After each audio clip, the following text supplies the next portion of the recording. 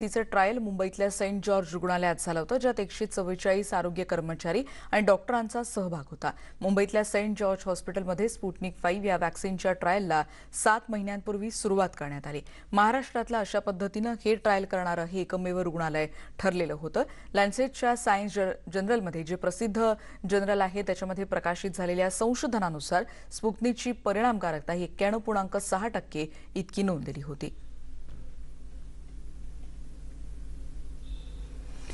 Sputnik 5 ही लस नेमकी कशी आहे आणि रशियन लसीचे ट्रायल नेमके कसे झाले आणि ही लस सामान्यांना कधी मिळणार अशा अनेक प्रश्नांची उत्तरं देखील आम्ही जाणून घेण्याचा प्रयत्न केलाय. बघूयात आमच्या प्रतिनिधी सुस्मिता यांनी केलेली डॉक्टर सोबतची ही बातचीत.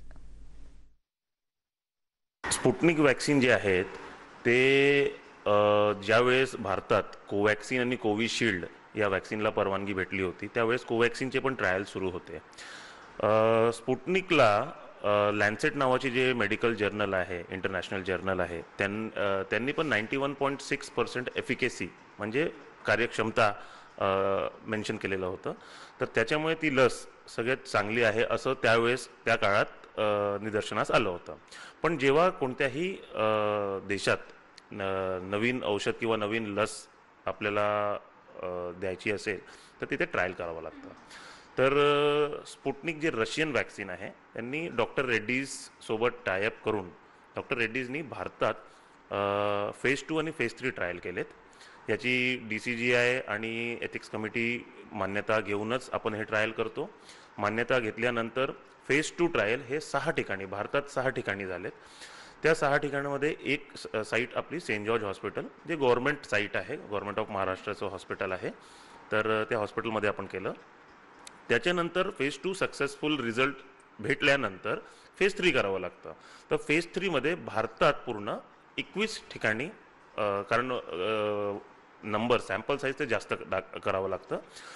तर 21 ठिकाणी झालेत. त्याच्यात फेज 3मध्ये पण आपण saint George hospital government of Maharashtra hospital आहे त्यांनी सहभाग घेतला. याच्यात आपण 144 व्हॉलेंटियर्स यांना आपण त्यांनी पार्टिसिपेट केलं आणि त्याच्यात 80 ते 90% जे पार्टिसिपंट होते ते हेल्थकेअर वर्कर होते.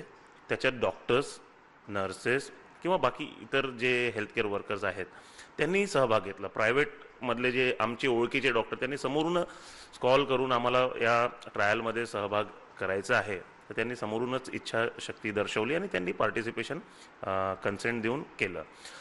आता फेज 3 जे झालं त्याच्या आता शेवटचं व्हिजिट आहे. 7 महिन्याची स्टडी आहे, शेवटच्या व्हिजिटवर आहे आणि नुकतंच काही दिवसाआधी भारत सरकारने पण या लसीला परवानगी दिलेली आहे. या लसीचं वैशिष्ट्य एक म्हणजे की बाकी जे लस आहेत ते 0-28 किंवा 4 to 6 वीक नंतर सेकंड डोस, याचं फर्स्ट डोस नंतर 21व्या दिवशी सेकंड डोस आपण घेतो आणि या प्रकारे जे एफिकेसी रिझल्ट भेटलेले आहेत 91.6% त्या हिशोबाने ही लस कामाला येईल आणि भारताच्या आणि महाराष्ट्राला ज्या जनतेला फायदा होणारच आहे याची खात्री आहे. एक महत्त्वाचा मुद्दा ह्या लसीकरणाच्या दरम्यान आपल्याला पाहायला मिळाला की जसं कोवॅक्सिन आहे, कोविशिल्ड आहे, हा पर्याय होते त्याच्यासोबतच आता स्पुटनिकचा सुद्धा पर्याय आहे. जेव्हा हे ट्रायल करण्यात आले तर जे डॉक्टर सहभागी झाले होते त्यांना काही त्याच्यानंतर काही आफ्टर इफेक्ट्स दिसले का किंवा काही लक्षणं दिसली का, आणि जर ही लस घ्यायची असेल तर नेमकी पद्धत कशी असणार आहे, याचे जे कंटेंट आहे तो नेमका कसा आहे? एफिकेसी म्हणजे कार्यक्षमता वॅक्सिनला आहे हे आधीच दर्शवलेलं होतं इतर जगात जे ट्रायल झालेले होते.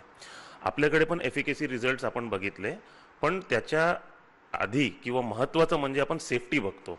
तर या 7 महिन्याच्या काळात जेवढे व्हॉलेंटियर्स आमच्याकडे एनरोल झालेत त्याच्यात सुरुवातीलाच जेव्हा वॅक्सिनेशन केलं तर एक 5 ते 10% लोकांमध्ये फीवर, ते पण माइल्ड फीवर म्हणूया आपण, माइल्ड फीवर दर्शवलं, ते पण 5 ते 10% लोकांमध्ये, आणि त्याच्या व्यतिरिक्त कोणताही म्हणजे साईड इफेक्ट म्हणूया आपण ते कोणीच कंप्लेंट केलेलं नाही आहे. आणि प्रत्येक व्हिजिटमध्ये आपण साईड इफेक्टला प्राधान्य देतो. काही सेफ्टी हे आहे का, काही कंप्लेंट्स आहेत का, तर कोणीच 144 व्हॉलेंटियर्समध्ये एकांनी पण आम्हाला डोसच्या वेळेस फीवर त्याच्या व्यतिरिक्त काहीच कंप्लेंट केलं नाही. दुसरी गोष्ट कंपोनेंट, हे वॅक्सिनचे जे डोजेस आहे त्याच्यात फर्स्ट डोजमध्ये कंपोनेंट वेगळं आहे, सेकंड डोजमध्ये कंपोनेंट वेगळं आहे.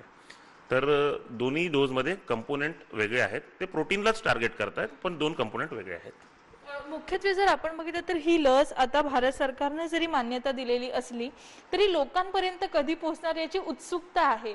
तर जशा आता ह्या 2 लसी साधारण एक वर्षभराच्या अवधीनंतर भारतीयांना मिळाल्या, तशी ही लस सुद्धा आता मान्यतेनंतर लोकांसाठी कधी सज्ज होईल याविषयी काही माहिती मिळू शकली आहे का? आता जसं सगळ्यांना आपल्याला पण माहिती आहे तेवढीच माहिती मला आहे की भारत सरकारने नुकतंच परवानगी दिलेली आहे. तर त्या हिशोबाने माझी पण अपेक्षा एक आहे, एक सगळ्यांची अपेक्षा हेच आहे की लवकरात लवकर हे लस उपलब्ध व्हायला पाहिजे आणि मॅक्झिमम लोकांचं लसीकरण झालं पाहिजे.